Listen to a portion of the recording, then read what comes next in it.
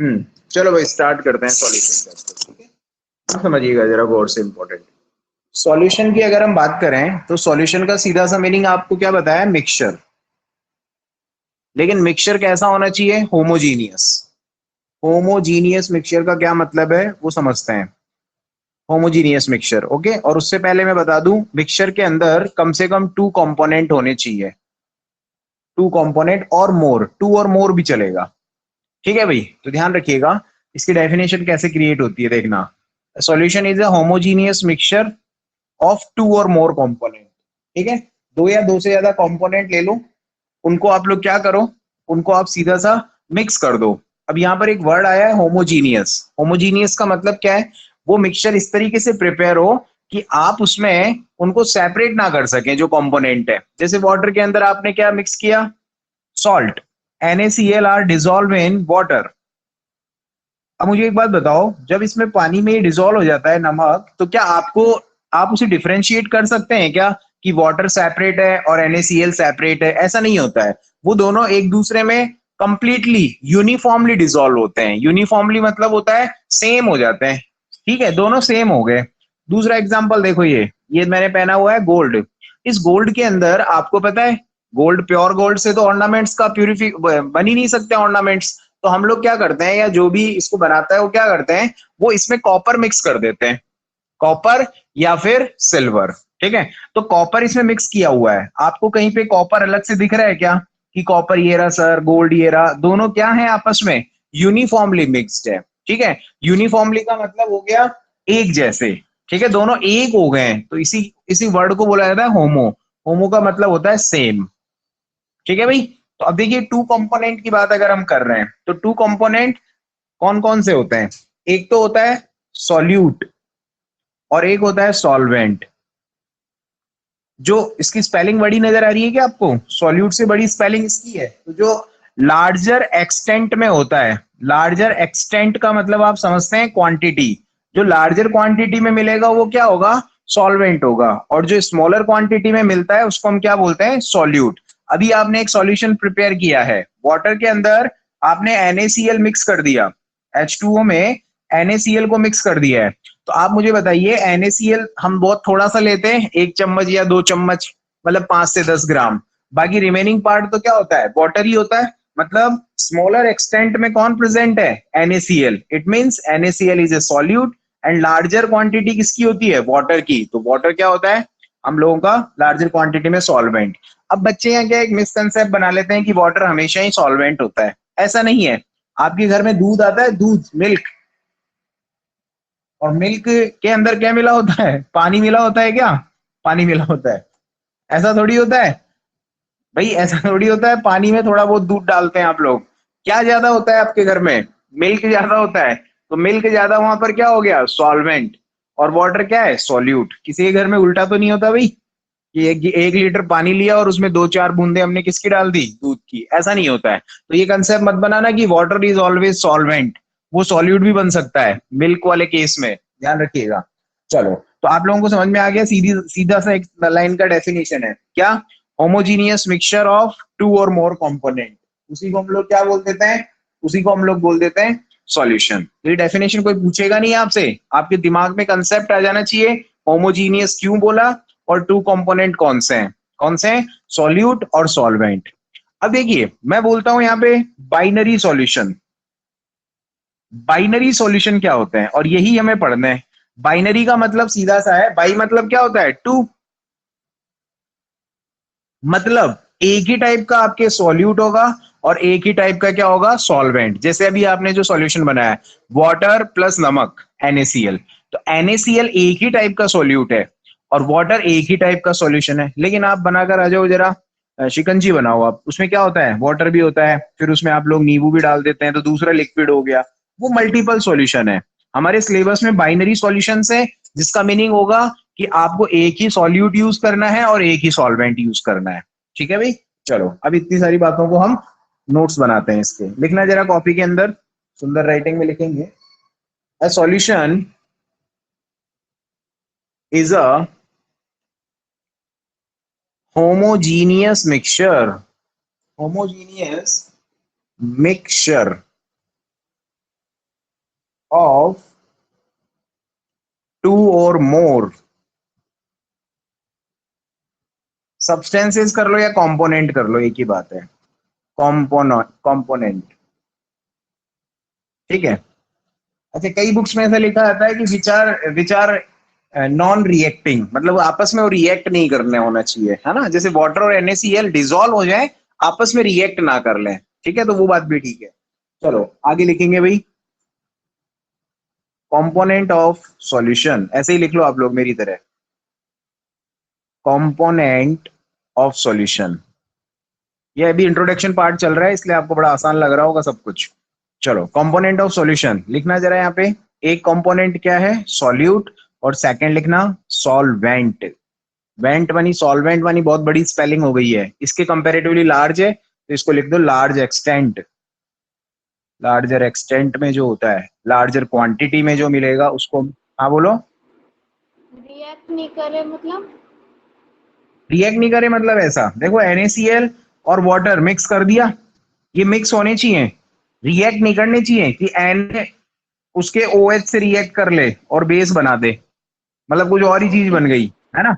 जैसे H और okay. Cl react कर ले और एसिड बन गया, पता चला हम तो मिक्सचर बना रहे थे, ये तो अलग ही कंपोनेंट बन गए। NaOH बन गया, HCl मिल गया, तो अलग चीज हो गई। तो आप क्या बनाने जाने वाले थे? सॉल्यूशन। सॉल्यूशन का मतलब आपको सिर्फ उन्हें डिसॉल्व करना है, उनकी केमिकल प्रॉपर्टीज चेंज नहीं करनी, वरना पता है क्या होता है, वरना पता है क्या होने वाला है। इधर इसको हटा रहा हूं एक बार, देखो NaCl को अगर पानी में मिला दोगे ना, तो आपको पता है पानी में कौन लोग होते हैं? H+ होता है, और क्या होता है? OH- होता है, और इसके पास क्या है? Na+ और Cl-।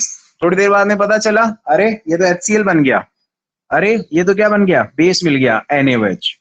ऐसा नहीं होता है, पानी में नमक मिलाते हो तो वो सिर्फ डिसॉल्व होते हैं, केमिकली रिएक्ट नहीं होते। केमिकली रिएक्ट होंगे तो क्या बन गया? एसिड बन जाएगा। तो कहाँ तो हम लोग सॉल्यूशन बना रहे हैं और कहाँ एसिड बेस बन गया। ये होता है non reactive. Chemically non reactive का मतलब है केमिकली उनका रिएक्शन नहीं होना चाहिए, ठीक है, सिर्फ डिसॉल्व होने चाहिए।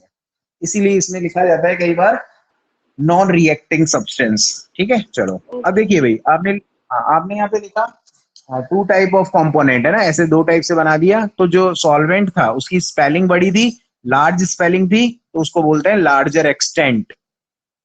एक्सटेंट। और यहाँ जनरली हम वाटर ले रहे हैं NaCl वाले केस में, और यहाँ क्या है? सॉल्यूट है। और सॉल्यूट कैसा होता है? स्मॉलर एक्सटेंट होता है। स्मॉलर एक्सटेंट का मतलब क्वांटिटी वाइज, नमक NaCl। कोई उल्टा सॉल्यूशन तो नहीं बना था ना भाई, कि एक ग्लास में बहुत सारा नमक ले लिया और थोड़ा सा एक दो बूंद पानी की डाल दी। ऐसा नहीं करते हैं ना, अब ऐसा मत बोलना, ये तो एक बात हो गई है। बाकी जनरली क्या करते हैं, पानी में ही नमक मिलाया जाता है। नेक्स्ट लिखेंगे heading binary solution is equal to करके लिख लो। इसकी लैंग्वेज नहीं पूछेंगे आपसे, सिर्फ इतना याद रखना होता क्या है। लिख लो one type of solute plus one type of solvent.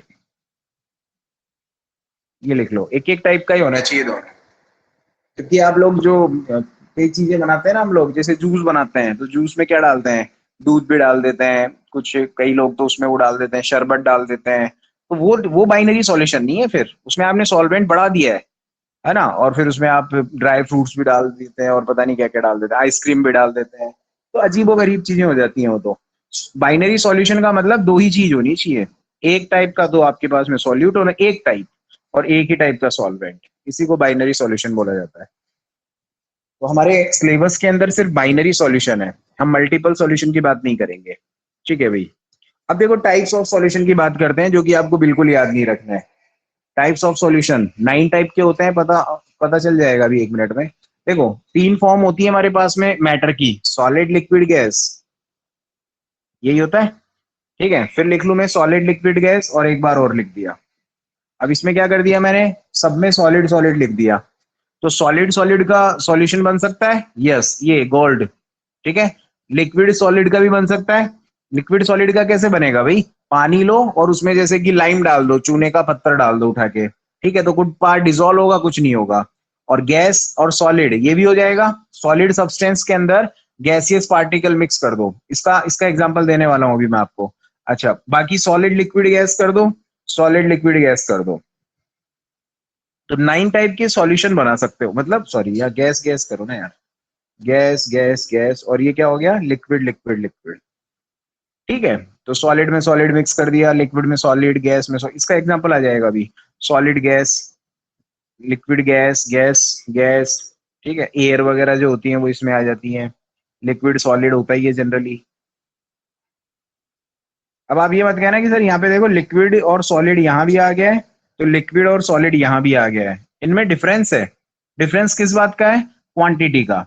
यहाँ ये सॉल्वेंट है तो ये सॉल्यूट है। ठीक है, तो यहाँ पर जो एग्जांपल लिया ना मैंने लिक्विड सॉलिड का, उसमें लिक्विड ज्यादा है सॉलिड कम है, और यहाँ उल्टा हो गया है, यहाँ सॉलिड ज्यादा है लिक्विड कम है। ठीक है, तो ये 9 टाइप के आपको लिखने नहीं है, ये ध्यान रखना, ये पूछता भी नहीं है एग्जामिनर, सिर्फ इतना ध्यान रखो टाइप्स ऑफ सॉल्यूशन 9 हो सकते हैं मैक्सिमम, इससे ज्यादा कोई सॉल्यूशन बना नहीं है। चलो भाई नेक्स्ट लिखें, वेरी इंपॉर्टेंट टर्म। कंसंट्रेशन का मतलब एक तरीके से होता है उसकी क्वांटिटी। ठीक है, तो एक लाइन लिखना एरो बना के, द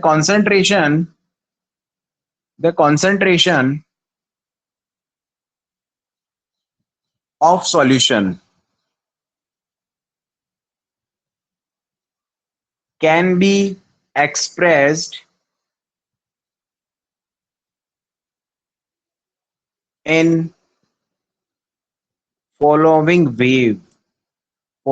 ways। मतलब हम क्या कर रहे हैं भाई, ध्यान से समझना, सॉल्यूशन जो है ना, सॉल्यूशन उसकी कॉन्सेंट्रेशन यानी उसकी क्वांटिटी को हम लोग अलग अलग एक्सप्रेशन में एक्सप्रेस कर सकते हैं, मतलब उनको अलग अलग तरीके से लिख सकते हैं। ठीक है भाई, अब समझना जरा गौर से, बहुत इंटरेस्टिंग है, अब सब कुछ इंपॉर्टेंट स्टार्ट हो गया है, अभी तक तो इंट्रोडक्शन पार्ट पढ़ा था हमने। सबसे पहले देखना, इसको हटा रहा हूं मैं, मतलब ध्यान रखना क्या कर रहे हैं हम लोग, कंसेंट्रेशन ऑफ सॉल्यूशन उसको एक्सप्रेस कर रहे हैं डिफरेंट डिफरेंट वेज में।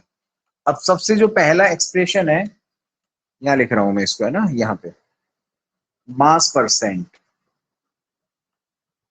ठीक है, इसका एक नाम और याद रख सकते हो, वेट परसेंट, लिखना नहीं है अभी, वेट परसेंट, या फिर इसे W/W भी बोलते हैं, W/W%।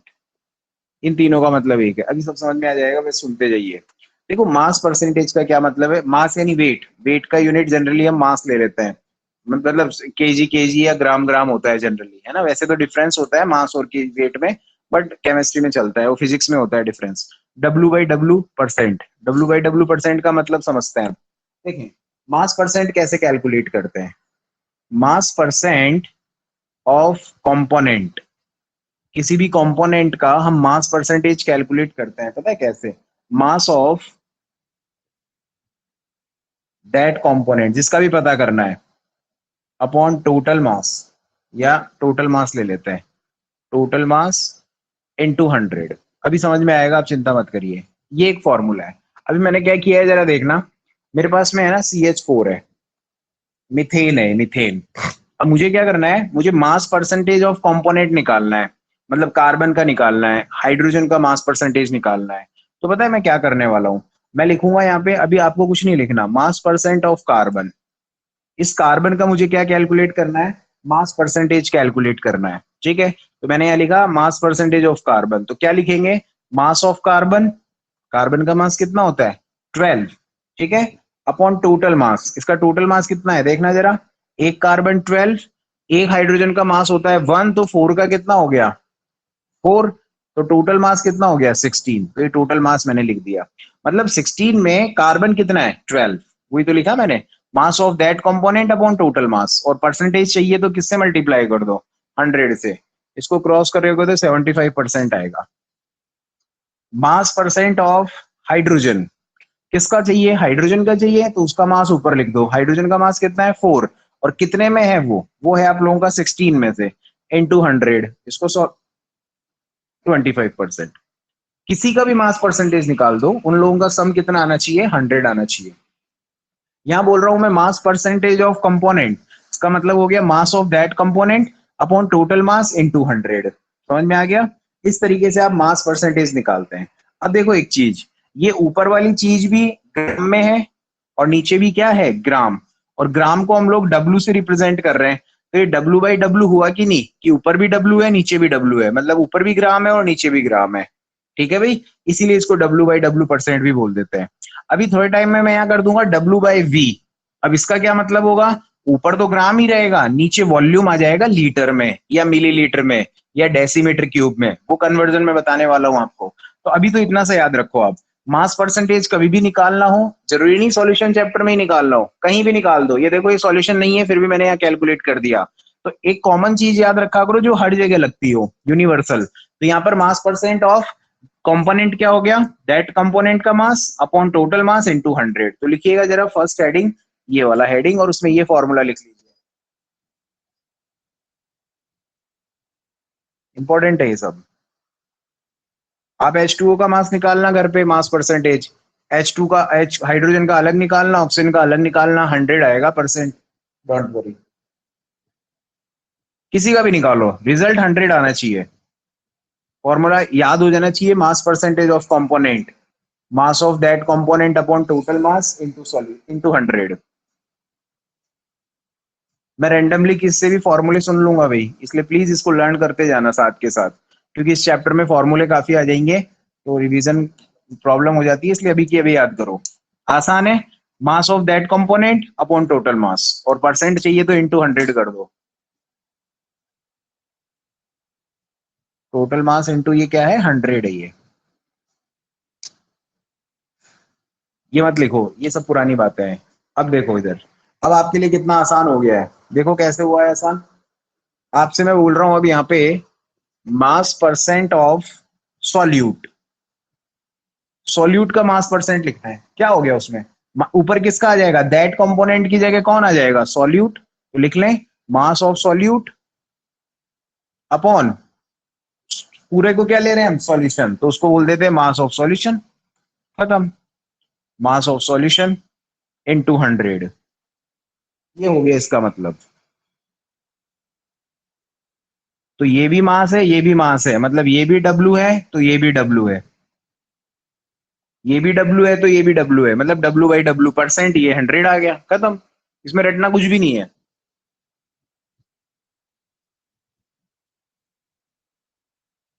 सिंपल है ना। चलो, W/W का मतलब आज के बाद से रटेंगे नहीं। W का मतलब होता है मास, और नीचे भी क्या, मास। ऊपर कौन सा मास, सॉल्यूट का मास, जिसका कैलकुलेट कर रहे हैं, not only solute, any component. यहाँ कंपोनेंट लिखा तो मैंने, देखो यहाँ भी कंपोनेंट लिखा है, यहाँ सॉल्यूट लिख रहा हूं तो यहाँ भी सॉल्यूट लिख रहा हूँ। चलो, फर्स्ट तो हो गया ये मास परसेंटेज। अगला लिखेंगे वॉल्यूम परसेंटेज, सेकंड। ये तो उससे भी आसान है, वॉल्यूम परसेंटेज कैलकुलेट करते हैं, वही बात हो गई भाई। वॉल्यूम आ रहा है, इसको हम लोग है ना क्या लिख सकते हैं, जैसे इसको मास परसेंट लिखा ना, वैसे वेट परसेंट लिखा W/W, तो इसको वॉल्यूम परसेंट लिखकर आप एक काम करो, वॉल्यूम परसेंट लिख के V/V परसेंट कर दो, ठीक है।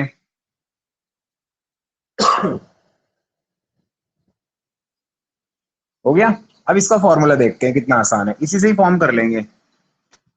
V/V परसेंट का क्या मतलब है, ये तो अपॉन है ना, इसको तो अपॉन बना दो। V का मतलब यहाँ क्या है, वॉल्यूम। तो किसका पता कर रहे हैं, सॉल्यूट का पता कर रहे हो या किसी भी कंपोनेंट का पता कर लो।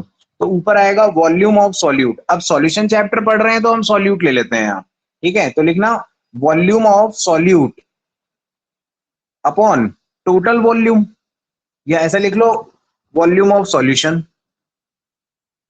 वॉल्यूम ऑफ सॉल्यूशन इनटू क्या, 100, खत्म हो गया। ये क्या है भाई, ये है आप लोगों का volume percent, volume percent of solute. Solute का पता करना है तो सॉल्यूट, सॉल्यूट का वॉल्यूम ऊपर रख दिया और वॉल्यूम सॉल्यूशन का नीचे हो गया, खत्म। वही बात है ना यार, total that component upon total. V/V की बात कर रहे हैं तो वॉल्यूम वॉल्यूम आ जाएगा, मास की बात करते तो मास मास आ जाता, खत्म। तो ये V/V परसेंट हो गया। रटना मत, मैं फिर कह रहा हूं, यहाँ पे दैट कंपोनेंट याद रखो बस। दैट कंपोनेंट का मतलब जिसका पता कर रहे हैं, सोल्यूट का वॉल्यूम परसेंट पता कर रहे हैं तो सोल्यूट का वॉल्यूम ऊपर आएगा, टोटल वॉल्यूम नीचे आ गया और इनटू 100, खत्म। सर सॉल्वेंट भी ले सकते हैं ये? हाँ, अगर यहाँ सॉल्वेंट कर दो फिर आप, यहाँ सॉल्वेंट लिखोगे तो यहाँ भी सॉल्वेंट आ जाएगा। बिल्कुल कर सकते हैं, क्यों नहीं कर सकते। चलो भाई नेक्स्ट देखते हैं, V बाई डब्ल्यू, नाम से ही पता चल रहा है अब तो, V बाई डब्ल्यू परसेंट, मतलब सर ऊपर तो वॉल्यूम आएगा, तो मैं यहाँ पता है क्या लिख रहा हूँ, मैं यहाँ क्या कर रहा हूँ, मैं वॉल्यूम पता कर रहा हूँ, वॉल्यूम, लेकिन कौन सा, V बाई डब्ल्यू, ध्यान रखना ये वॉल्यूम V बाई डब्ल्यू तो ब्रैकेट में लिखना पड़ेगा, वरना तो वॉल्यूम परसेंट में और वॉल्यूम V बाई डब्ल्यू में कोई डिफरेंस नहीं रहेगा, तो volume percent of solute.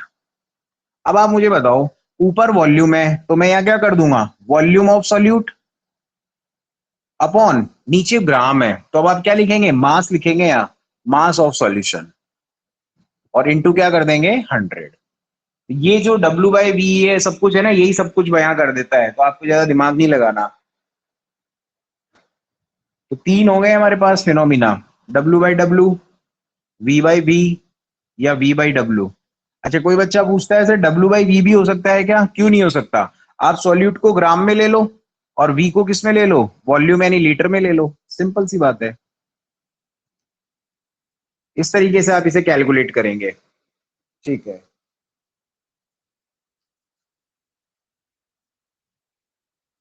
Next heading लिखिएगा स्ट्रेंथ, बी, ये फर्स्ट हेडिंग में आता है सब कुछ, ठीक है। अगला लिखना बी, स्ट्रेंथ, यानी सेकंड हेडिंग में, उसको एक ही मान रहा हूं ना, स्ट्रेंथ को इंपॉर्टेंट कर लीजिएगा, ये इंपॉर्टेंट है, कंपटीशन में बहुत ज्यादा क्वेश्चन आते हैं स्ट्रेंथ से। स्ट्रेंथ का मतलब कुछ भी नहीं है यार, बड़ा आसान सा, मैं एक फॉर्मूला लिखूंगा, आप अपने आप डेफिनेशन बना लेंगे उसकी, ठीक है। तो देखना, मैं एम बाई डब्ल्यू बोल देता हूं मैं इसको शॉर्ट में, तो आप समझ गए क्या कर रहा हूं मैं, ठीक है भाई। तो देखना जरा, स्ट्रेंथ इज इक्वल टू, कोई लिखेगा नहीं अभी, बाद में लिखेंगे एक साथ, यहां लिख रहा हूं मैं, मास ऑफ सॉल्यूट, यहाँ सॉल्यूट ही आएगा ज्यादातर, है ना, mass of solute upon V, मतलब क्या हो गया, volume of solution in litre, volume of solution in litre, ठीक है भाई, ये हो गया सीधा सा। बट यहाँ परसेंटेज नहीं है ना, तो इंटू 100 नहीं कर रहे, वहां पिछले केसेस में परसेंटेज थी, mass percentage, W by W percent, तो इंटू 100 कर रहे थे। तो स्ट्रेंथ वाला केस लास्ट केस बच गया है, M बाई डब्ल्यू, नोट कर लें इसे। अब इसको डिफाइन कैसे करोगे, अब सुनना जरा डेफिनेशन, देखो बहुत आसान है, डेफिनेशन कुछ ऐसी होगी, the strength of solution is defined as the amount of solute, भाई मास ऑफ सॉल्यूट का मतलब अमाउंट ऑफ सॉल्यूट, ठीक है, present in 1 litre of solution, 1 litre solution में सॉल्यूट कितना ग्राम है, बस वही है, जैसे भी आपने वो बॉटल लिया था, बॉटल में क्या ले लिया आपने, 1 लीटर सॉल्यूशन ले रखा है, तो उसमें ग्राम में कितना डाला है, कितना डाला है, 5 ग्राम डाला है, 5 ग्राम NaCl, 1 लीटर सॉल्यूशन तैयार हो गया है, तो आप क्या बोलेंगे कि इसकी स्ट्रेंथ कितनी है, तो स्ट्रेंथ कितनी हो गई, 5/1 यानी 5 हो गई, समझ में आ गया। यूनिट की बात करें तो ये तो ग्राम है और नीचे क्या है, लीटर, तो 5 ग्राम पर लीटर। अब इसको अगर मैं बोलता हूं तो आप समझ जाते हैं कि सर आपने 1 लीटर सॉल्यूशन बनाया है, उसमें 5 ग्राम क्या है, सॉल्यूट है। अगर मैं बोलता हूं ऐसा, मैं बोलता हूं 50 ग्राम पर लीटर, तो आप समझ गए होंगे कि सर ने एक बोतल ली है, उसमें 1 लीटर सॉल्यूशन बना हुआ है और उसमें 50 ग्राम सर ने कोई सॉल्यूट पार्टिकल डाले, ठीक है। तो स्ट्रेंथ आपको क्या बताती है, अमाउंट बताती है। तो लिखना जरा कॉपी में, पहले डेफिनेशन लिखेंगे, लिखना it is defined as the, ये बाद में लिखेंगे, पहले डेफिनेशन लिखो, it is defined as the amount of solute present in 1 liter solution।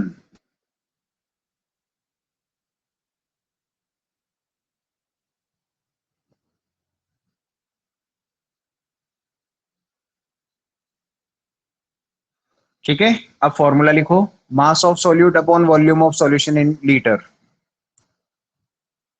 Mass of solute upon volume of solution in litre. Strength सबको याद होनी चाहिए, ध्यान रखना, मास of solute upon volume of solution in litre हो गया, into क्या कर दो, सर इनटू तो कुछ, हाँ 1 लीटर ही होगा बोलो, क्या सॉल्यूशन हमें? हाँ अगर कुछ भी नहीं दिया एग्जामिनर ने तो, लेकिन अगर एग्जामिनर ने 250 दे दिया, कुछ दे दिया, तो फिर हमें वो कंसीडर करना है, कुछ नहीं दे रखा तो 1 लीटर में ही लेते हैं हमेशा। चलो अब लिखो भाई यूनिट, इसकी यूनिट क्या हो सकती है बताओ? ऊपर है मास, और मास किसमें? ग्राम में, और नीचे क्या है? वॉल्यूम ऑफ सॉल्यूशन लीटर, तो ग्राम पर लीटर इसका यूनिट हो गया। लिख लेना भाई यूनिट, ग्राम पर लीटर।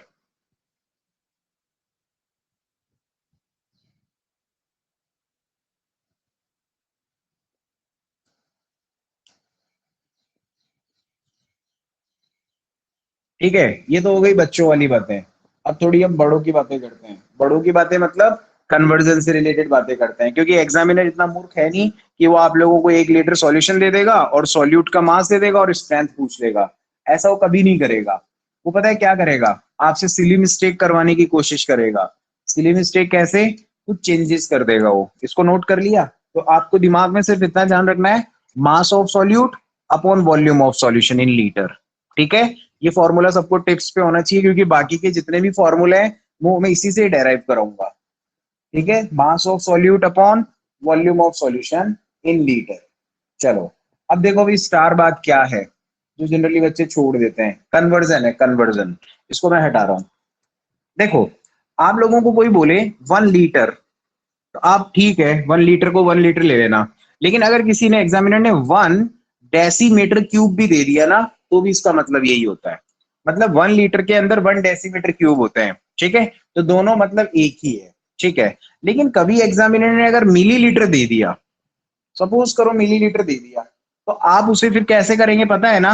मिली को हटाने के लिए किससे मल्टीप्लाई करते हैं? 10⁻³ तो ये लीटर हो जाएगा। ठीक है, दोबारा बोल रहा हूं मैंने क्या बोला। मैं आपसे कहता हूं कि एग्जामिनर ने सपोज करो वॉल्यूम आपको दे दिया है, वॉल्यूम दे दिया 5 लीटर या फिर 5 डेसीमीटर क्यूब। दोनों बात सही है, लीटर में भी दे देगा और डेसीमीटर क्यूब में भी देगा, बहुत सही आंसर है। लेकिन एग्जामिनर ने अगर दे दिया 5 मिलीलीटर, तो अब आप प्रॉब्लम में फंस गए, क्योंकि आपका क्वेश्चन तो लीटर में है। हम जल्दबाजी में इसको अवॉइड कर देते हैं। आपका जो फॉर्मूला है वो तो लीटर में है। क्या है? मास of solute upon volume of solution in litre. But examiner ने मिली दिया है, तो अब आप 5 मत यूज करना, इसको किससे मल्टीप्लाई कर देना? 10⁻³ या ऐसे याद रख लो ना कि अपॉन 1000 करते हैं मिली को हटाने के लिए, तो वो अपॉन 1000 ऊपर जाके क्या हो जाता है? 10⁻³ हो जाता है। ठीक है, एक बात समझ में आ गया? या फिर एग्जामिनर क्या करता है पता है? यहाँ पर आपको देता है डेसी सेंटीमीटर क्यूब। ये जो मैं बातें बोल रहा हूँ ये बहुत इंपॉर्टेंट है। डेसी सेंटीमीटर क्यूब, तो भी आपको यही काम करना है। ये स्टार बना के कॉपी के टॉप पे लिख लें अभी। अब ये क्वेश्चन करवाता हूँ, फिर समझ में आएगा। मिली दे दे या डेसी दे दे, सेंटीमीटर, मीटर क्यूब नहीं, सेंटीमीटर क्यूब तो चेंज करना है। अगर डेसीमीटर क्यूब दे दिया तो वो का वही लिख देना है एज इट इज, कोई रोक टोक नहीं उसमें।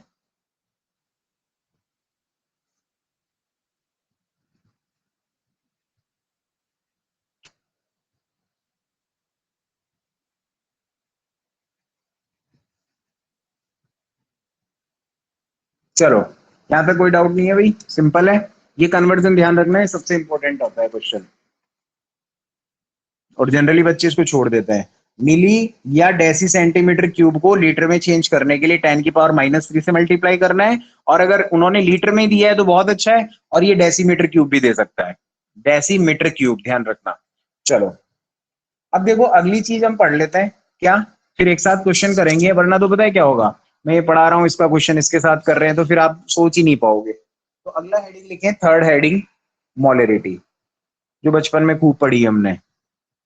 जो पढ़ा है उससे आगे का पढ़ेंगे तो क्वेश्चन बनता है। मोलरिटी को डिफाइन कर दो, डिनोट कर दो कैपिटल एम से। हाँ भाई अर्जुन, अभी हमने स्ट्रेंथ का क्या फॉर्मूला पढ़ा है? ईप के बाद बताओ। मास of solute upon volume of solution in litre. ठीक है,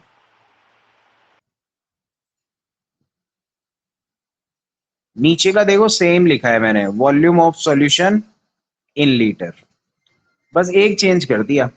यहां पर मोलरिटी को मैंने लिख दिया मोल बस, और बाकी फॉर्मूले में कोई चेंज नहीं किया। इसीलिए तो मैं कहता हूं आप एक फॉर्मूला याद रखो, फिर उसी में ही चेंजेस करेंगे हम लोग। तो यहाँ मोल ऑफ सॉल्यूट आ गया अपॉन वॉल्यूम ऑफ सॉल्यूशन। मतलब अब क्या कहानी है? अब 1 लीटर सॉल्यूशन है, बहुत ठीक है, लेकिन अब आप इसके अंदर 5 ग्राम NaCl ले रहे थे, वो आप स्ट्रेंथ पता कर रहे थे।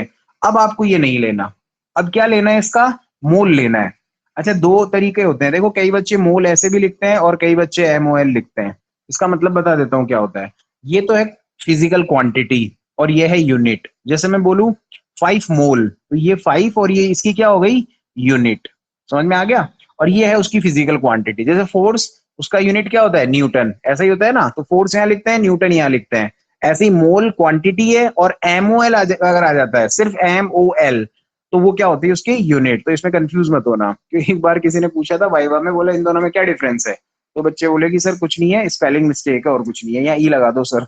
ऐसा नहीं होता, ये यूनिट है MOL, और MOL ही क्वांटिटी है। चलो, अब बात कर रहे हैं हम लोग, मैं ये कह रहा हूं कि अगर आप 5 ग्राम ले लेते हैं, पूरा पूरा 5 ग्राम ले लिया, तो वो तो क्या हो गया, स्ट्रेंथ।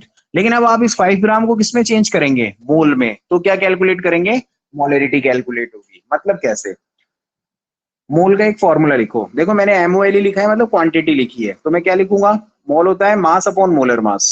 मास किसमें देंगे, वो हमेशा ग्राम में, अपॉन मोलर मास।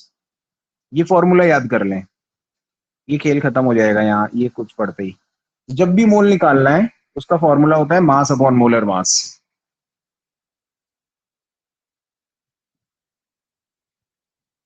ठीक है भाई, मास अपॉन मोलर मास हो गया। और मोलरिटी क्या हो गया, सर कुछ नहीं हुआ, स्ट्रेंथ की जगह, जो स्ट्रेंथ में आपने वो लिखा था ना मास, उसकी जगह हमने मोल कर दिया बस। ठीक है, स्टैंडर्ड क्वेश्चन लिखते हैं, लिखिएगा कॉपी के अंदर question. 9.8 gram H2SO4 are dissolved in 250 milliliter solution।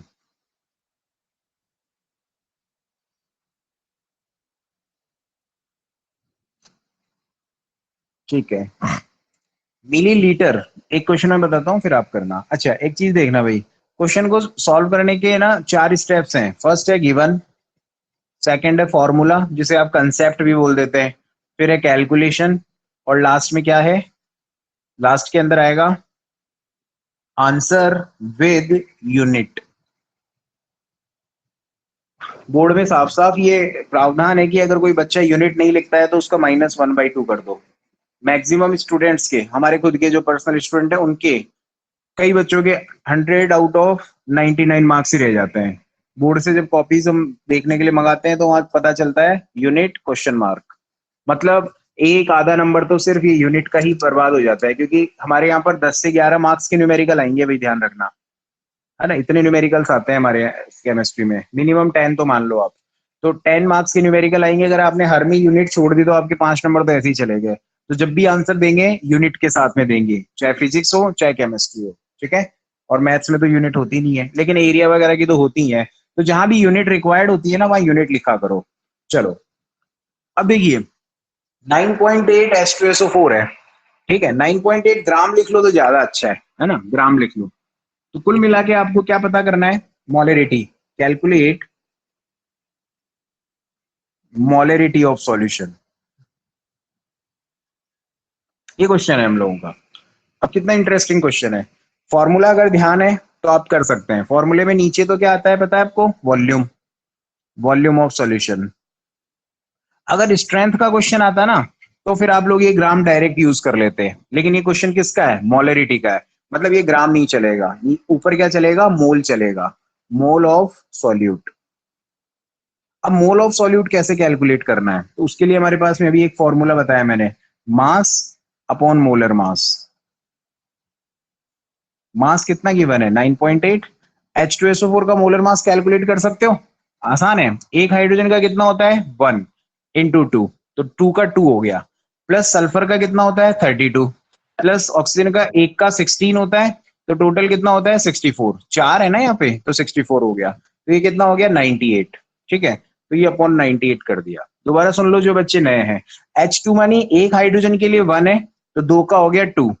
एक सल्फर का 32, एक ऑक्सीजन का 16 होता है मोलर मास, एटॉमिक मास। तो 16 इंटू 4 कितना हो गया, 64। मतलब इन सबके मास को सम कर दो, वो हो गया। तो ये कितना आ जाएगा भाई, पॉइंट हटा दिया, 0.1 आ जाएगा। तो 0.1 तो मोल आया है मेरे पास में, MOL आया है। ठीक है, अब आपको क्या कैलकुलेट करनी है, मोलरिटी। लेकिन मोलरिटी में हम मोल तो ऊपर लिख देंगे 0.1, लेकिन यहाँ देखो ये लीटर नहीं है, क्या है, मिलीलीटर। तो you have to multiply by 10⁻³ -3। यहाँ तक कोई डाउट नहीं है। अब क्या करना है, इस 10⁻³ को मैं ऊपर ले जाता हूँ तो ये प्लस हो जाएगा, तो मोलरिटी क्या हो गया, ये पॉइंट हटा के 0 लगा दिया तो ये 1000 हो गया, ऊपर ये गया तो 10⁻³ 10⁻+3 हो गया मतलब 30, और नीचे हो गया 2500, 2 0 से 2 0 उड़ा दी, ये 2 से कट 5 से कट जाएगा, 5 से 2 टाइम्स, 5 से 5 टाइम्स, ठीक है, तो 0.4 आंसर आ जाएगा 0.4। अभी भी देखो मैंने हाफ मार्क्स कटने वाली काम कर दिए हैं, तो आप क्या लिखोगे पीछे, मोल पर लीटर, क्यों, क्योंकि ऊपर तो मोल है और नीचे क्या आ रहा है, volume of solution in litre, तो मोलरिटी का यूनिट क्या हो गया, मोल पर लीटर, ये भी लिख लेना साइड में। चलो भाई नोट कर लें इसे। बना सकते हैं ना यूनिट की दोबारा जगह, बोलिए। हाँ यूनिट हाँ, मोल आजकल लीटर की जगह कैपिटल। चल रहा है, आजकल ये ट्रेंड भी चल रहा है, मोल पर लीटर को है ना आजकल कैपिटल एम भी लिख देते हैं, तो इसका आंसर 0.4 कैपिटल एम भी चलेगा, ये भी ठीक है, दोनों बातें ठीक है, इसे नोट कीजिए भाई।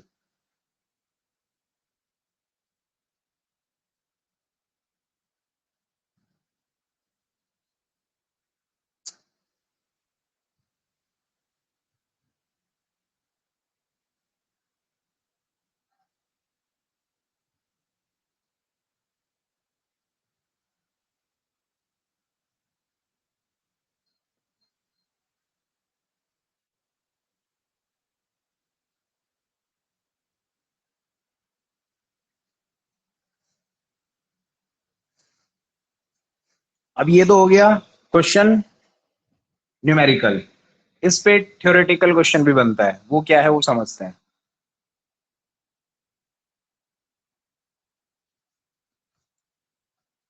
देखो भाई, एक साइंटिस्ट हुआ करते थे चार्ल्स,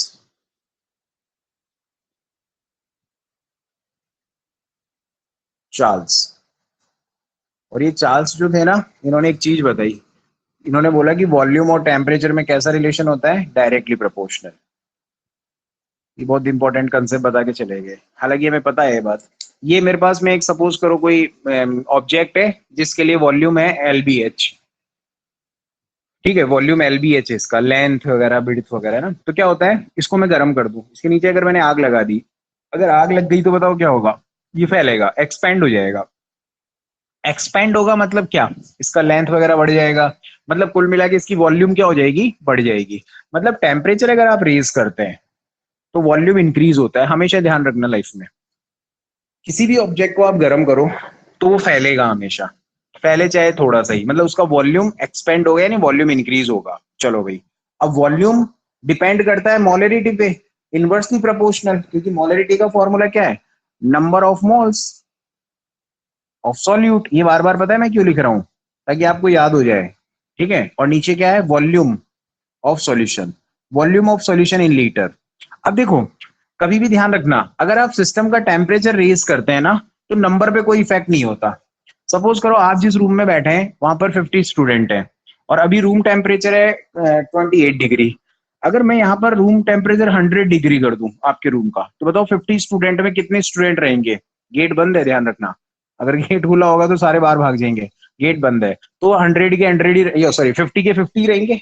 कभी भी टेम्परेचर कम या ज्यादा करने से वॉल्यूम, उस पे नंबर पे कोई इफेक्ट नहीं होता है, ध्यान रखना, किस पे इफेक्ट होता है, वॉल्यूम पे। समझ में आ गया, तो इसको तो हम कांस्टेंट मान लेते हैं, ये तो हमेशा ही फिक्स है। तो मोलरिटी और वॉल्यूम में कैसा रिलेशन है, इनवर्सली प्रोपोर्शनल। देखो m is equal to, upon में लिखा है ना वॉल्यूम, 1/, तो ये 1/, हो गया। अब आप ये कह रहे हैं कि सर टेम्परेचर जब रेज करते हैं तो वॉल्यूम क्या होता है, बढ़ता है, और वॉल्यूम बढ़ता है तो वॉलरिटी क्या हो जाती है, डिक्रीज हो जाती है। ये क्वेश्चन एक एग्जाम में पूछा गया है, effect of temperature on molarity, या इफेक्ट ऑफ, सॉरी ऐसा ही बोल रहे हैं, effect of temperature on molarity, तो क्या होगा, when we increase the temperature of solution, volume और get also increase, okay, then volume increase, molarity decrease, दोनों में कैसा रिलेशन हो गया, इनवर्सली प्रोपोर्शनल। ठीक है, तो कॉपी में लिखेंगे आप जरा, ये लाइन लिखें जरा, अकॉर्डिंग टू चार्ल्स, ऐसे नोट डाल दें, नोट चार्ल्स, चार्ल्स लो कर लो, V is directly proportional to T, और मोलरिटी और टेम्परेचर में, वॉल्यूम में रिलेशन है कुछ ऐसा, बस आप समझ जाएंगे कि सर ने टेम्परेचर को बढ़ाया होगा तो वॉल्यूम भी बढ़ा होगा, वॉल्यूम बढ़ा होगा तो मोलरिटी क्या हुई होगी, डिक्रीज हुई होगी। अब क्वेश्चन कैसे भी बना सकता है एग्जामिनर। क्वेश्चन आ सकता है what will happen on molarity when temperature is decrease. कितना आसान है, temperature decrease, volume decrease, volume decrease, molarity increase.